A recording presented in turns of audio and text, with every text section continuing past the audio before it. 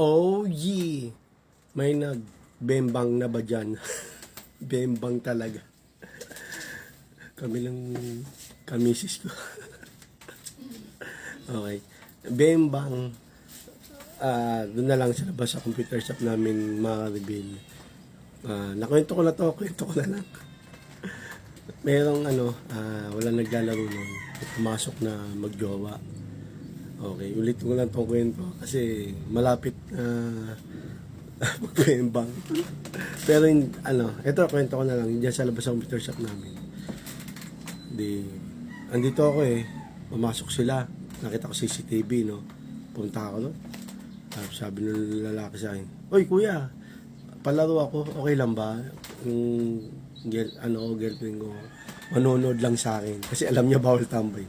Ay, sige, okay lang. Thank you, kuya. Kuya, isang oras muna ako. Sige. Binuksan ko yung PC1. At sabi ko muna pala, saan kayo pupesto? Dito na lang kami sa may bintana. Sabi, para pag sakali may maglaro, hindi kami mabubunggo. Sulok yun sige, PC1. Binuksan ko na. Upo na. Tapos sabi nung lalaki, pwede pa may isang upuan para makaupo tong girlfriend ko. Sige, okay lang. Puna, tabi niya. Tapos bumalik na ako dito. Ngayon, naglalaro na yung lalaki. Tapos, nakatingin ako CCTV mga reveal. Hindi sila tinitignan ko Doon sa display server namin, ang mga naka-display, Pang-Copy Pro, full screen, kalahati, movies, nanonood ako, movie. Tapos maliit yung screen ng CCTV.